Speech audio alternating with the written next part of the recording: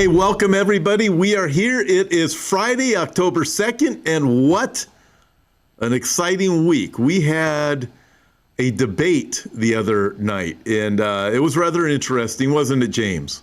Yes, it was. Yeah, needless to say, a little bit of fireworks and lots of different opinions on it. I saw some of the, actually, I saw a lot of the polls, and pretty much it seemed like most people didn't really change their mind.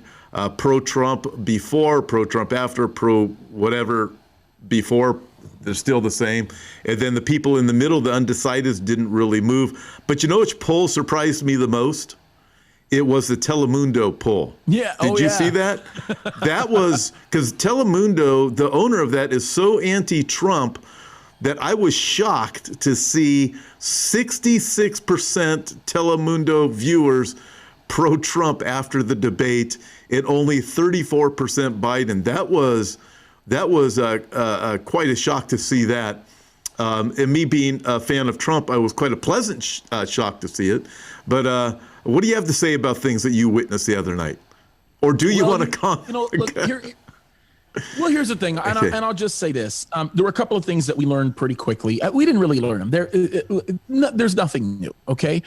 The first thing that we recognize is that our president is a fighter, right? And if he can fight like that, he can definitely fight anybody that comes his way. And he's one that fights for his family, and I believe we are his family in many ways. He looks at us that way, and I very, very much respect the fact that he'll never back down.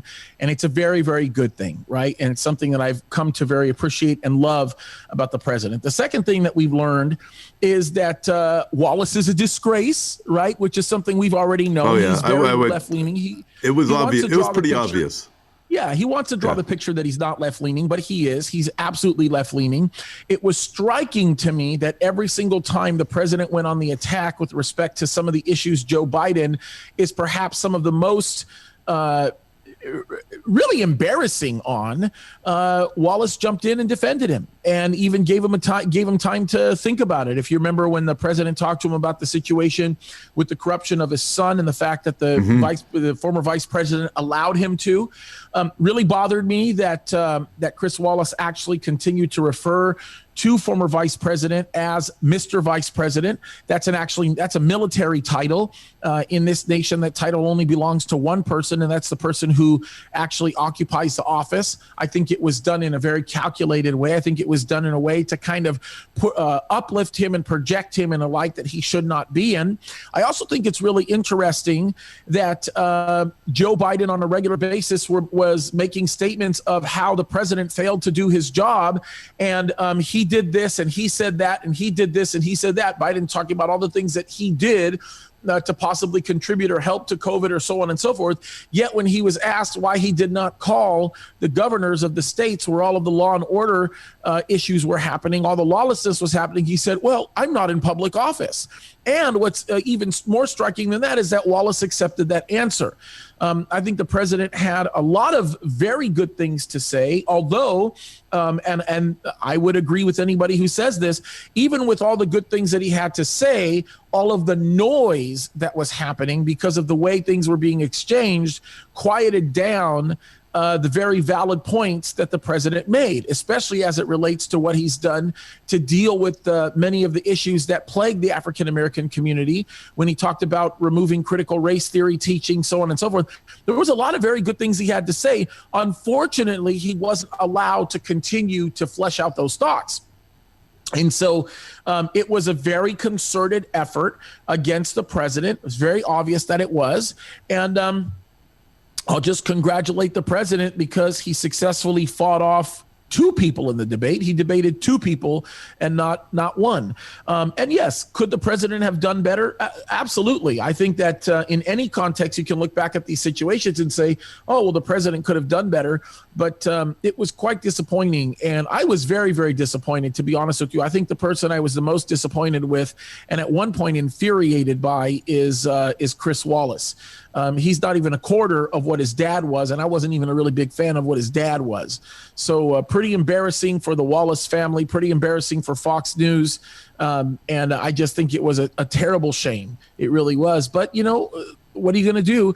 The thing that we have to pray for the next few debates is that the Lord gives the president enough clarity of mind to be able to talk through the noise and to clearly articulate many of the issues with respect to his accomplishments. And I know that was something you said earlier when me and you had a nice mild conversation about it, but you were talking about the fact that he really wasn't able to articulate many of the things that he could have articulated with respect to his accomplishments. And I would certainly agree with that. That's not anything that that's not anything that I would disagree with. I just think given the circumstances that he was in, he did an admirable job at fighting back. And the way I look at it is this: if he is willing to fight the way he fought with these people in front of 100 million viewers, imagine what he's doing behind the scenes with world leaders that want to take advantage of us and want to destroy the union. So I'm very proud of our president. I love our president. I'm thankful to God for him. And, I'm just appreciative of what God has done through him. And I think that we just need to pray that in the next two debates, some of that clarity will come out. And I am encouraged by this. If you remember the pattern with the Hillary debates, when they happened, I actually thought the first debate between Trump and Hillary was horrible. I thought that Hillary Clinton just owned him in a way initially. And I think that was him just getting his bearing. And then, of course, the next two debates, he just mopped the floor with her, which and that's when the whole "you'd go to jail" thing, came out, that one line dropper. Well, she might be going to jail before the next debate with the news that we've seen, the news coming out just the other day. This is exciting. I agree. He's a brawler. There's no doubt about it. He's definitely a brawler. And look, we have a wall that's being built on the southern border of the United States. We have a lot of things that he's had to fight for. Fighting for Israel and these Arab nations in these agreements of normalization that have been coming about. They're just unbelievable, some of these things. And with Chris Wallace, there are a few things. When he asked him, did you only pay $750 in federal tax? I'm thinking, what kind of question is that? And he lied. And then the lies that were there. And then the other one, I thought this was hilarious, and it was absolutely ridiculous in comparison, when Trump had mentioned something about the look, if you look at the riots in the cities, they're Democratic-run cities: Portland, Seattle, Minneapolis, New York City. And then Chris Wallace says something to the effect of, "Oh yeah, well, what about all the conservative cities like Tulsa and Dallas?" And I'm thinking, Tulsa and Dallas compared to Minneapolis, New York, Chicago, and I'm thinking, the thing was, there were some pretty absurd things that were happening in there that were ridiculous, but it did. And Biden never was actually able to answer anything that was ever accomplished in his 47 years at all that was any good. And he's fortunate the comment that Biden made about his not wanting to send his kids to a racial jungle. Biden's fortunate that didn't come out. But, you look at this mess, but he's a brawler. Trump is a brawler. And right now we're in a world that somebody's got to fight. And he fights for America, and you see him fighting on all these different fronts. Obviously, the press and fighting the internal fights seem to be far more difficult than the fights against Putin and the other things that are out there externally. But with that, I want to ask you another question. I want to shift gears. You watched the debate. I watched it. We both watched it without commentary through the whole thing. And then we're able to form our opinions. We have a couple of different opinions on how it could have gone, because we had our own little brawl a little while ago.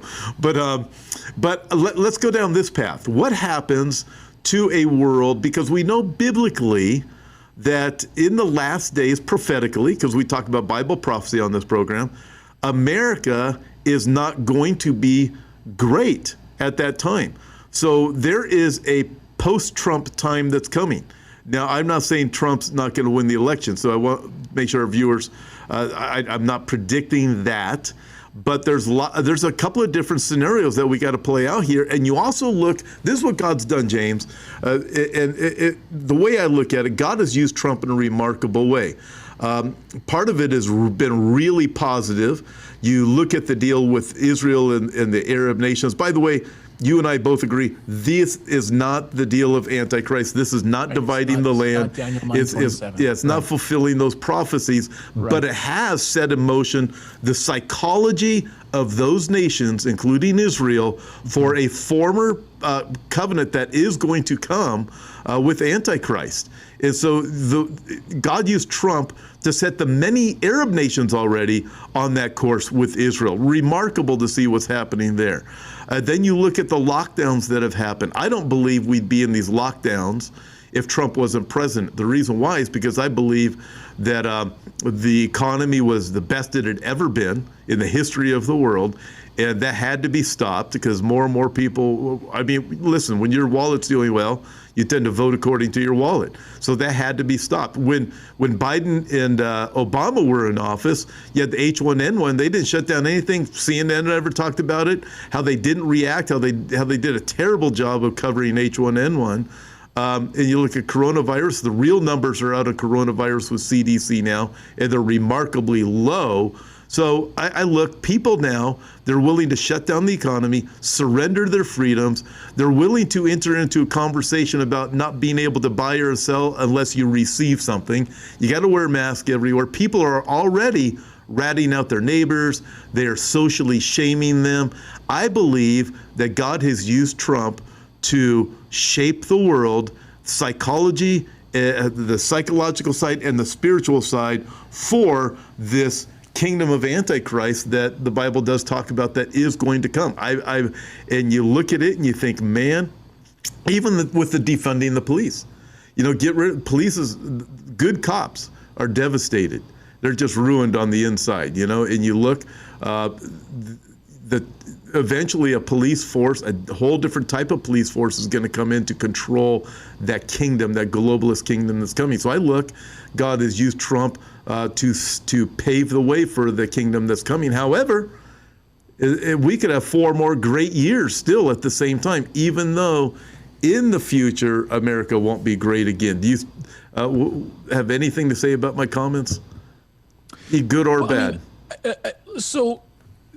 Going back to the debate really quickly, I'll just say this and we'll close it up.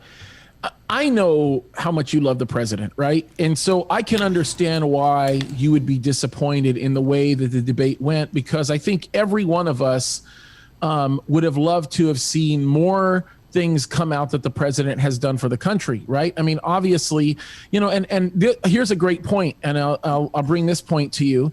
Biden was forced by his handlers, basically, because that's who they are, his handlers, to say, what about your plan? You have no plan. You have no plan. You have no plan. And I would have loved for the president to have said, what are you talking about, you bozo? What do you mean I don't have a plan? Of course I don't have a plan. I have a record, right? I'm a president. I have a record. I've executed my plan. So you say I don't have a plan. Well, the plan's been executed. And there wasn't a lot of those responses, right? We were hoping for those. We didn't get to see a lot of those, but there's a lot of reasons that contributed to that. Now, going back to the condition of the United States of America, and when we talk about the issue of Bible prophecy and everything that we know concerning what's happening in the Middle East and all of those things, we as a nation really need to get ourselves in the business, especially as believers, in hoping for the best for our nation, right? We know the end game. Listen, as Christians, we know what's going to happen. We know what's going to happen with the upcoming final Antichrist. We know what's happening with these confederation of nations that are coming together. We know what's happening with the globalist movement. We know what's happening on every front and on every level, and we know what, in essence, the end game is going to be.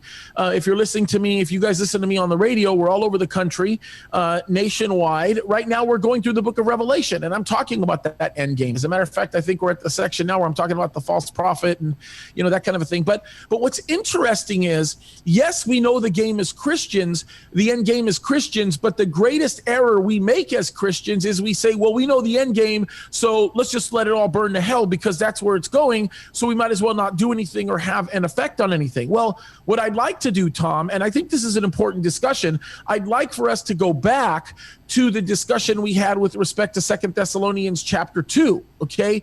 In 2 Thessalonians chapter 2, in verse 3, we talked about this, right? We know that the Antichrist, this is what the Apostle Paul tells the Thessalonian church. He says the final Antichrist won't appear until Christians are actually raptured. But that's not what I want to focus on in bringing that up. What I want to focus on is the reason that he gives for that happening in verse 6 and 7, I believe, is where he gives the answer to it. And let me bring up my Bible, and I'll try to translate it here directly.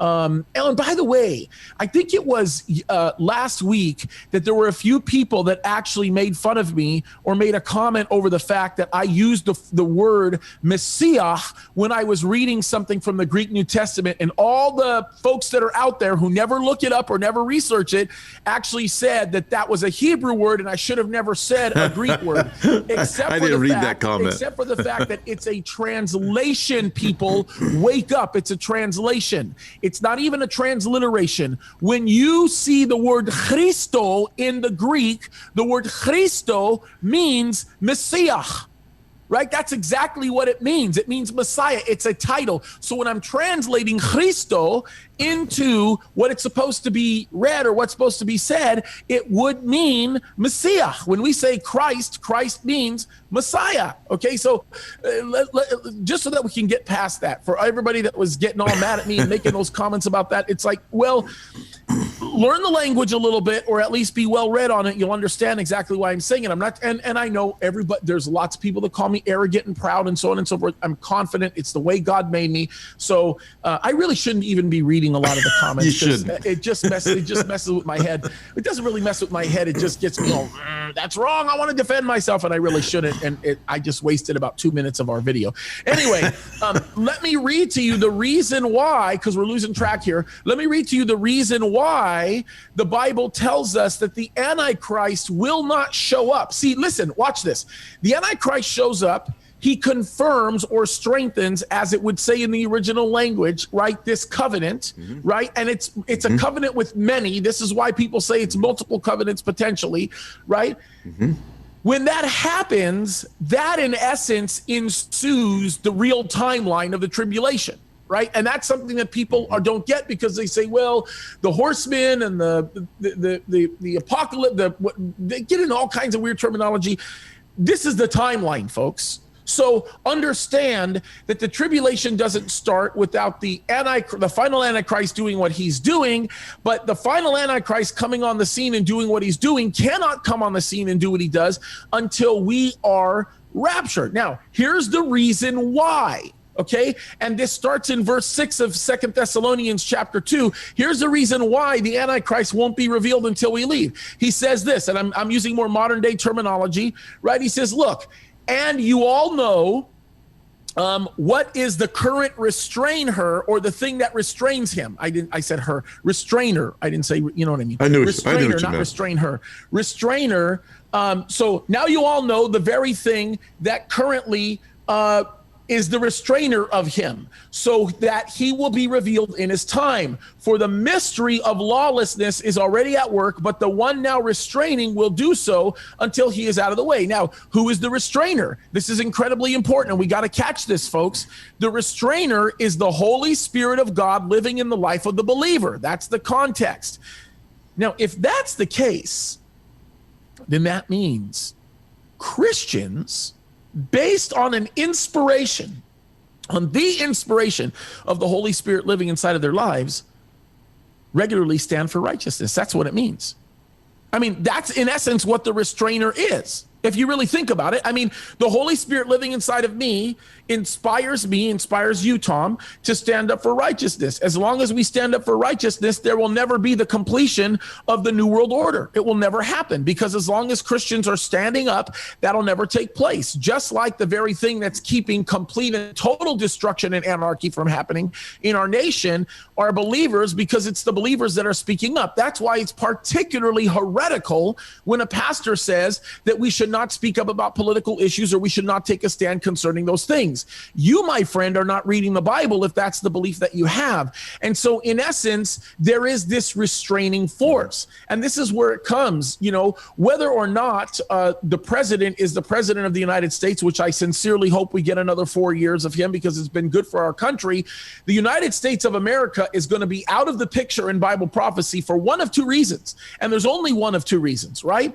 The first reason is that the United States declines to a point that is so just completely gone that it becomes inconsequential. It's no longer a world power, and it kind of falls away. And you actually do a pretty good job of describing that in one of your books. I don't remember the name of the book, but you did talk about that. I remember reading about that.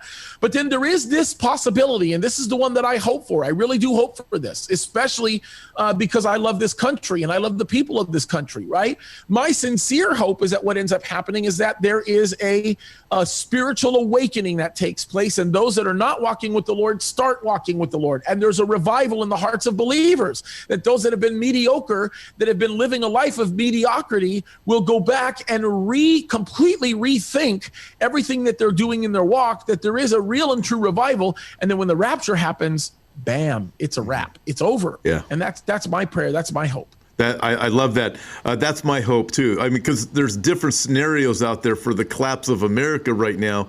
None of them look pleasant except the rapture. And when so something is going to happen to America. In fact, I'm doing a message this Sunday on this. I'm going to deal with this subject with a lot more detail.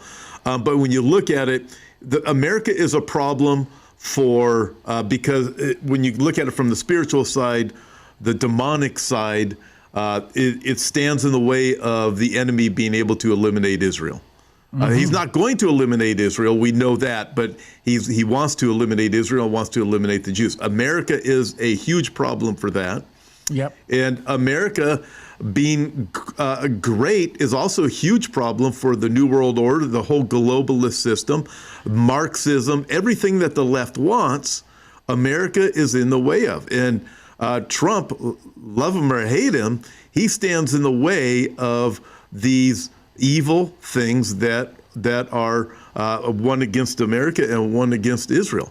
And he stands in the way of that. And so I look at the direction everything is going. Will Trump be reelected? My hope is yes, he will.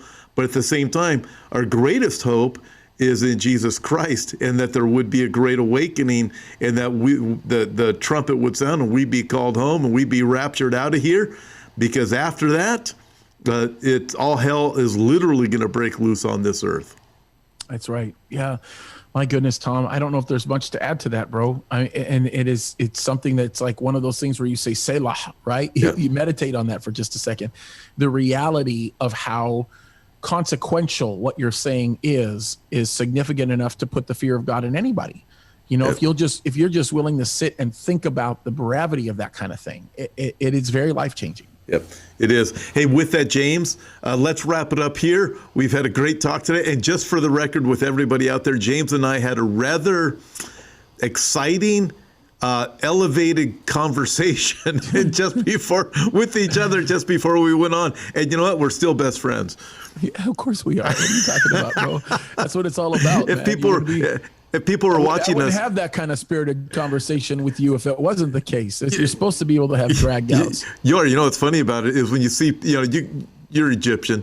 You know how the whole Mideast culture is, and the entire culture over there. Having spirited debates goes with everything. So, and you're still best friends, even family. And so that was a lot of fun. I don't think normal family dynamic. I don't think when the whole family comes over. I don't think most people would get that. I think a lot of Americans would have looked at us and gone, "What?" My wife, when we first went over to Israel, she saw two Israelis talking. She thought they were fighting. Oh, yeah. It was just a conversation, raised voices and everything. When we went to Morocco, this was really funny. This is North Africa. It's a Middle Eastern country, North Africa. When we went to Morocco, there was a lady who went with us, and she was our mission secretary at the time, and she was just a know-it-all. She claimed to know everything about the culture my mom and dad were raised in, right? So I think I've got a little bit of a one-up, especially considering the fact I speak the language and everything. So we're sitting at the table, and we're getting to eat. This is in a public restaurant there in Morocco. actually in Fez. And she says, oh, maybe it was in Casablanca. It was in Casablanca. And she says, James, you're too loud. You need to be quiet. These people are going to start getting irritated with you. And I said, oh, really? You really think so? And then I just belted out with the loudest laugh and he yelled a phrase in Arabic to one of the other guys as though they understood me, and not a soul even looked back. No one even turned their head and looked back. And I looked at her and I said, maybe you ought to rethink your view on what my people do here, okay? Because it's very different. We're all very loud, and that's just the way it is. It's kind of a funny dynamic to actually watch. That is funny. Hey, listen, it's been great time with you today. We have a prophecy conference coming November 8th. It's a Sunday, and it's going all day. We're starting at 8:30 in the morning. It's going all day. We have Don Stewart, Dr. Andy Woods, and David Tal. Pray for David Tal. He plans on being here early for the conference. However, he's coming from Israel, so flight situations are a little bit iffy, but it looks like he will be here, but just pray that he does make that flight. With that, James, people can watch you. I know even today. I'll be at the conference too, right? You are kicking off. Well, I assumed you and I. So sorry about that. Okay. James is going to be kicking off the conference, and he's going to be there all day, as I will be there all day. But James is going to be he's stepping up to the plate first off. So, yes, it'll be James and myself, and then the other three wonderful teachers that I mentioned. So November 8th, it is a Sunday. There's no tickets, so it's first come if you get there. I recommend people get there early. It'll be hard to find a seat. But with that, we live in exciting times. James, people want to get a hold of you or just watch your videos. My YouTube channel is Calvary Chapel Signal Hill. You can go there on YouTube. Also, my Instagram is James Kaddis. And so glad to have you go over there. I'm pretty soon going to start a public Facebook page, but in the meantime, you can go to Calvary Chapel Signal Hill on Facebook, and we're also on Twitter and on Instagram, of course. So you can go all those places. And then there is our Real Hope with Tom and James YouTube channel, and that just has everything, just me and Tom together. Yep. So amen. And then right here, Hope for Our Times. You can watch all our videos, including this Sunday night. I want to encourage everybody to watch live. It'll be 4 p.m. West Coast time. It'll be viewable throughout the entire world live, and we're going to be talking about some things. I can't wait. Actually, it's going to be me by myself, and we live in interesting times when Jesus is coming soon. So I can't wait. It'll be a prophecy update I'm doing this week, and I'm going to be talking a lot about what's going on right now. With that, great to see you, James. Can't wait till next conversation. So crazy. Bye-bye. Bye.